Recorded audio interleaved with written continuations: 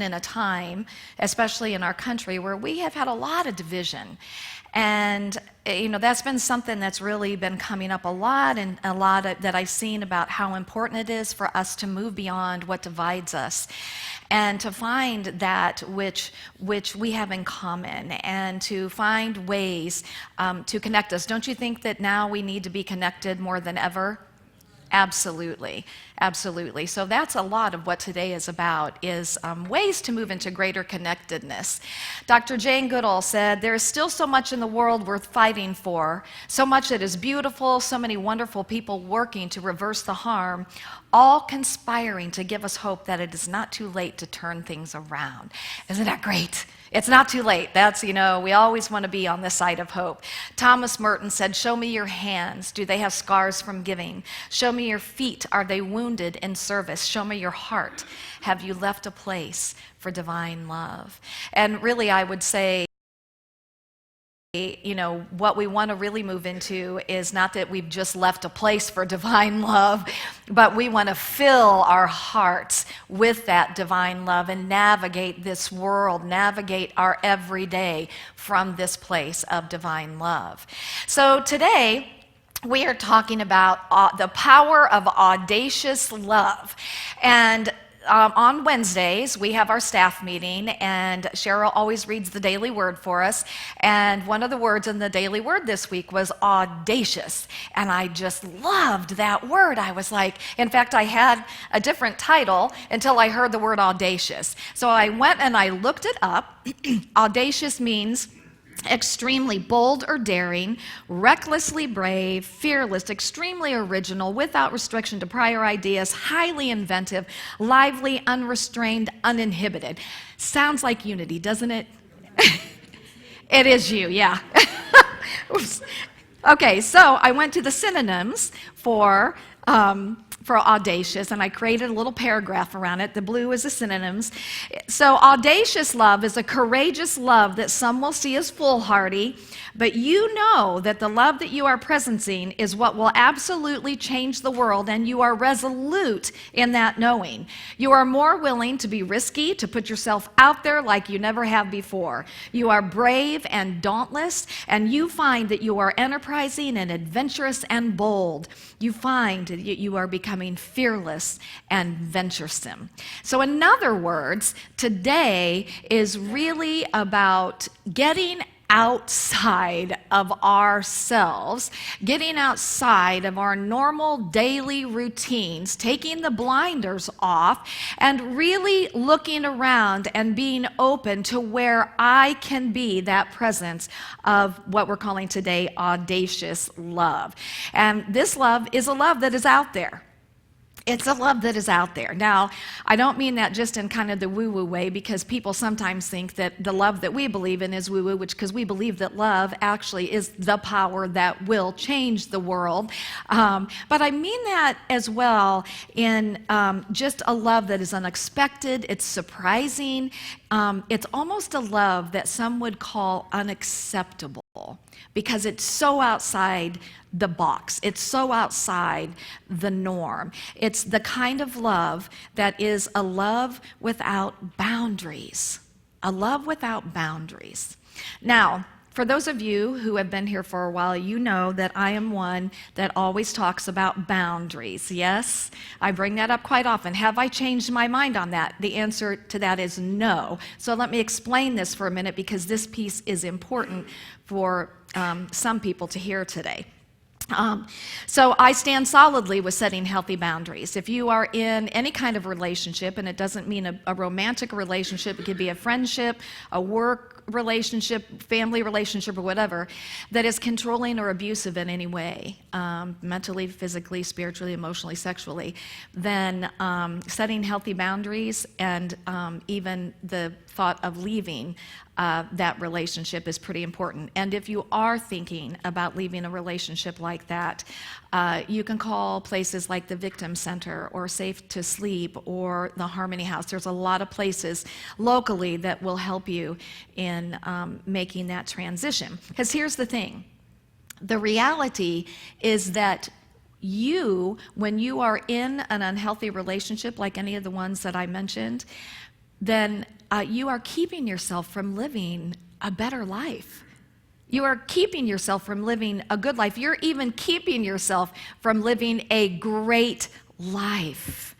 And here's the thing about it too, is that, God as love, when we first take that step to create that boundary, that solid boundary, God as love immediately is there guiding us and supporting us and in a very real way, making the way, creating the next steps for us to follow that is leading us into that much better and even greater life. And what we have to remember, and a lot of times I think because we get so caught up in our humanity, we get so caught up in like, this is an impossible thing to move out of. If I'm in a job, and I know that many people have been in jobs where they have felt very abused by management in various ways, just in relationships in general, that it's hard in our humanness, but what we have to remember is there is something greater than us that is at work in our life. And that something greater is beating our heart, and it's actually breathing us. It's animating us. How many of you have listened to the beautiful songs of all the different birds, or the sounds of the cicadas at night? Can't help but hear those, right? Have you thought lately about the miracle of the birth of a child, the incubation period, and then the birth, and then the growth process that takes place that brings us to this place where we are today? Think about how a hardened seed, eventually becomes a flower or a tree or a vegetable.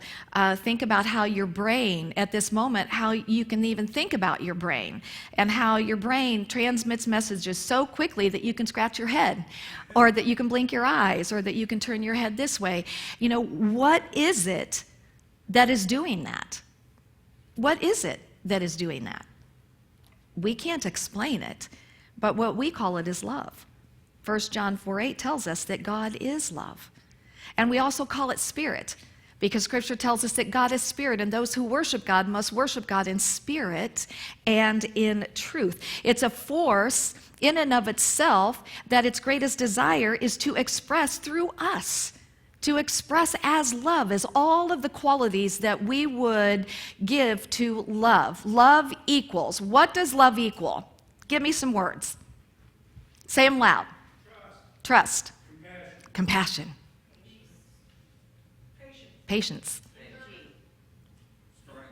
Energy. Commitment. Joy. Forgiveness. That was a good one, huh? Forgiveness. Hey, you got the word out. That's a big step. Yes, and it's audacious, and it's big, and one of the ways that I want to focus on love today is love as connection, and love as oneness, because love is the great harmonizer that brings us all together. Today is about this kind of love, this love that lives outside of the box, this love that is willing to explore, this love that is courageous. And this is a love that relates to our personal lives, but I'm going to tell you it relates to so much more than that, because there's this great ripple effect that happens. We have no idea where it goes, but I'm going to tell you it ripples out in ways that you have no idea. So when I think of God as love, I think of love as this beautiful energy that is for us, that is ever present. But God as love doesn't interfere with us. So God as love doesn't push itself on us. It, in a very real way, allows us to journey this thing that we call life. And in that allowing of us to do that, we call that free will, correct? And in that allowing of us to do that, we also have the opportunity not to navigate from love. And when we're not navigating from love, it gets kind of bumpy sometimes, doesn't it? That's when we're kind of hitting the bigger things. But that's the beauty of God is love. But the moment that we open up and we remember, it's all right here. It never went anywhere. It's always right here. So then I think about us. And I think how we're here to be expressions of God. So we are here to be expressions of love. And in a very real way, we also have to give others the space to journey this thing that we call life. Now, that's really easy to do, isn't it? Isn't that easy? So if we have somebody in our life that is dealing with an addiction of any kind, if we have somebody who is in a toxic relationship and we can see are making decisions that we know are taking them down a tough road, and we've done what we can do in love, then we have to step back and we have to allow their journey. And we pray for them and we hold that knowing that they will find that light within them. My daughter, Krista, she's going to be 40 this year, and probably about 15 years ago, we sat down and we decided that if we saw something in each other's lives that concerned us, that we would come to each other and we would say, she would say, Mom, I see this happening and I'm really concerned about this, and we would talk about it. So we would do that loving thing, but then we also agreed that from that point, we would just love and support each other and be there, and sometimes we've taken each other's advice and sometimes we haven't. The point being is that we do have to allow for other people to have their journey. And I also believe that where we see that love is not being presenced and we have the opportunity to presence that love, that it is our calling to do so. It is our calling to do so. Here's the thing about us, is that honestly, you guys, we get so in habits. We drive the same way to work, or we go to the same grocery store, and when we're in there, we're getting the same things, and we've got these blinders on, and we do things the same so much that we don't see the opportunities that are all around us to really presence love in an audacious way.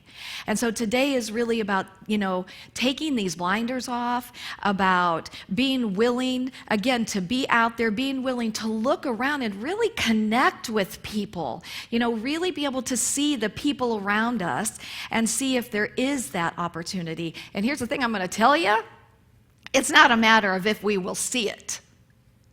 We will. There's always opportunities to presence this audacious love. It's just a matter of us, really being able to look with different eyes. So, how do we do this?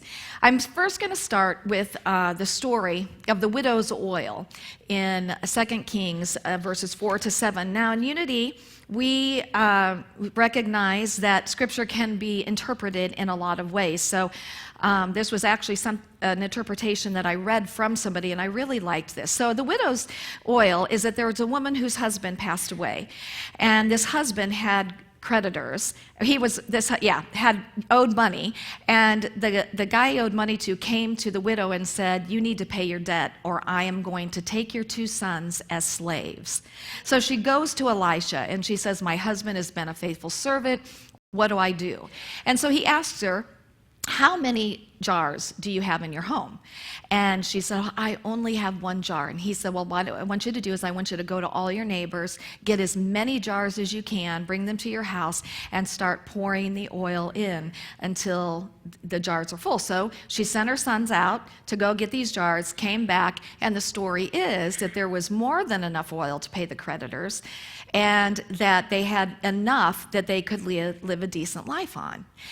So imagine that you are living in this time and you're a neighbor of this woman's, and you've seen her kids grow up, you have children of your own, and that one day these young boys come knocking on your door and they say, "Our father has died, and the creditor wants to take us as slaves. But my mom prayed and she was told to go to our neighbors and ask for empty jars." Now, you being a loving person, if you have oil in your home, are you going to send an empty jar? I hope you're saying no. I mean, as a loving being, as someone who is presencing love and presencing God, my thinking is I would pour all the oil that I could into these jars and send them home with these young boys because I care that much. This could be my children. And so, is it a miracle story? It could be. I mean, we can't say for sure, but it just makes sense to me that what really happened is the power of love is what took over. And they sent these jars back with oil, and they had more than enough oil. I think that's probably the way it was also with the feeding of the 5,000. That when people would go to gather to hear anybody, they would bring provisions for the day and they would hide their food in their cloaks because they didn't want it to be stolen. And so when Jesus is blessing the bread and he's blessing the fish, he's raising the consciousness, and they all feel that, and they open up and they share their food. And as the story goes, it was more than enough. This is audacious love. This is love that is trusting, it is stepping out. It is being more than just concerned with itself. Dr. Martin Luther King says, never, never be afraid to do what's right, especially if the well-being of a person or animal is at stake. Society's punishments are small compared to the wounds we inflict on our own soul when we look the other way. So I'm going to share with you some stories of audacious love. There was a woman who took a picture of this man. Her name's Susan Kwan, and she said, I have no idea who you are, but today I sat and watched you for about 15 minutes help a homeless man. I watched you give him your sneakers, which looked brand new, and then you took off your socks and stood there barefoot while you took his socks off of him, which had a huge hole, and then you wiped his feet with a baby wipe you had in your car. You put the socks and the sneakers on him. You helped him take off his shirt, and you put a shirt on him that you had in your car, and water and money. All the while, people walked right past you staring. You had no idea that anyone was watching. You weren't videoing it like everyone else does and then posting it online for recognition. You did it out of the goodness of your heart. I hope that somehow, someday, some way, this post finds you so you know that my daughter and I think you are one amazing, good-hearted, selfless person. You are what a man should be. No good deed goes unnoticed. That is audacious love. This young man, his mom posted, it's a proud mom moment. Matthew worked this evening, and a homeless gentleman walked in the restaurant with 50 cents and asked if there was anything on the menu that he could buy. Matthew asked him what he would order if he could, and the man said anything that would help his hunger pains. So Matthew rung him up for a hearty meal, and then he used his own debit card to pay for the man's meal. He handed him the receipt and told him to relax and take a seat. The story could end there, and it would be a happy ending. But apparently, there was a woman watching my son during this random act of kindness. Not only did she write the company to let them know about the caring employee they had working for them, she also rewarded my son with a very generous tip. She gave him a $100 tip. That is audacious love. Just go to that. There was a Ellie Walker who's 22 years old. She's a cashier at a store, and she had a gentleman go through her line all the time, 86 years old, and she found out that this man didn't have any family and he didn't have any friends, and so she invited him to go to dinner. And he said it was his first date in 55 years, and he was as nervous as a schoolboy. It made me cry because I could see how much it meant to him. She said that they meet for coffee quite often, and he always totally dresses up to meet her for coffee. That's audacious love. When Jarek Marco Alcantara's train broke down and caused him to miss his graduation ceremony, the people on the train created a mock graduation ceremony to celebrate him. That is audacious love. Mohammed Zeke fosters children who are terminally ill and who don't have much time. And he cares for his 6-year-old foster daughter, knowing her time with him will be short. The key is you have to love them like your own. I know they're sick and I know they're going to die. I do my best as a human being and leave the rest to God. That is audacious love. Mr. Boland observed a Walmart cashier patiently help an elderly customer, paying as he nervously struggled to pay for his groceries with a bunch of change. She said, "This is not a problem, honey. We will do this together." That is audacious love. Our own Mary Hilsebeck Huber, who is our board president, one of the things that she did that I just love so much because it's about connection is that she decided that she wanted to get to know her neighbors. And so she decided to have a neighborhood party, to have everybody come together. Now, this wasn't a thing that she planned out for months. This was like 2 weeks, wasn't it? She just, sent out invitations, said to come have a potluck, and she got to know some of her neighbors. That is audacious love. And here's the thing. This is a redundant question. You don't have to raise your hand. How many of us know our neighbors? How many of us can look down either way, 4 houses, 8, 10 houses on the other side and say, we know our neighbors? And don't you think it's time to get to know the people that live around you? Don't you think that's important to connect? This is moving beyond anything that separates us. This is not about a political party affiliation. This is about coming together as a human family and connecting with people that you know nothing about. But I can tell you that there's going to be something in everybody that you can connect with if you are willing to go into this audacious love and go beyond whatever might separate you. How beautiful would it be if we started getting back to neighborhoods that knew each other, that you knew, when my husband Sean died, very unexpectedly, none of my neighbors knew. None of my neighbors knew that he died. That's crazy to me. Whose fault was that? Oh, it was the neighbors for sure. Okay, it wasn't. It was my fault. But I mean, it tells us so. Then something like that can happen in a neighborhood and people don't know that it's happened. That means we're very disconnected. And this is really about how can we become more connected. And so that's really what it's about for us today, you guys. It's about opening ourselves up. It's about letting go of what anybody else thinks.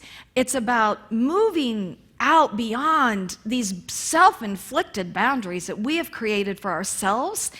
And it's just giving so generously, because here's what I can tell you: when you give from this place of love, you can never be depleted. You can never be depleted, either energetically or financially or any other way. When you are giving from this place of love, the universe is supporting that, because you know what? That's the way God gives. That's the way God gives. There's never any withholding, is there? Ever. It's always given generously, and it's always given freely, and it's always given with no thought of return. That's one of the things I love about Charles Fillmore's definition of love, is that love gives for the sake of loving. It's not concerned with who or what it gives to, nor is it concerned with a return of that love. It gives for the sake of giving, because that is its nature to do so. Guess what, you guys? That's our nature. That's who we are. We are big love blobs that are supposed to be going around just sharing our love everywhere. And so what keeps us from doing that is self-inflicted boundaries. So I just want to encourage you today to go from this place and to love audaciously, to love grand, to love big, to love beyond what you could ever imagine that you could love, to put yourself out there and let people in. Because as each and every one of us does that, it will ripple, and other people will start doing it, and more people will start doing it, and more people will start doing it. I want to close with some lyrics from Daniel Nahmod's song called The Last Song. The song is about if this is my last song. And Again, I want to encourage you to come and to see Daniel next week. We're going to go, Paul and I are going to go to his day retreat on Saturday, and then we'll be here Sunday and get to hear him and then have his concert. But this song is about considering a life well lived, have I made a positive difference? And these are the lyrics. Have I given hope to the hopeless? Has a hungry soul been fed? Has a child stood a little bit taller because of something that I said? Have I felt a little kindness? Have I eased a little pain? If so, then I'm glad I came. For that, I'm so glad I came. And I'm going to tell you, I'm so glad all of us came to this planet at this time, because our love blobs are needed out there. So go out there and just be love.